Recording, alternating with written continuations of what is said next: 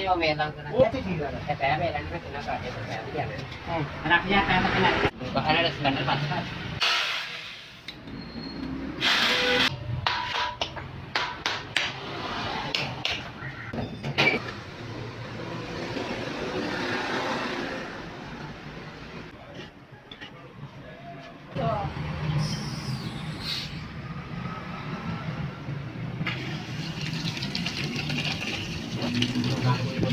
यार चौके चौके से साइड से कर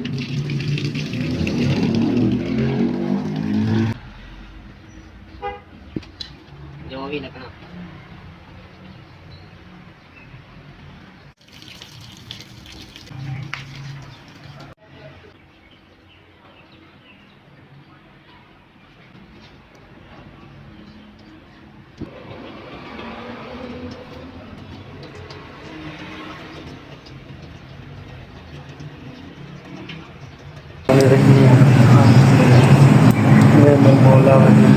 लोगों ने ये मशीन लगाई है, ये आप लोगों ने ये ठंडा कूलर लगवाया है जिससे मरीज लवाकिन और आम गुजरने वाले लोग मुस्तफ़ीद होंगे, पानी पिएंगे।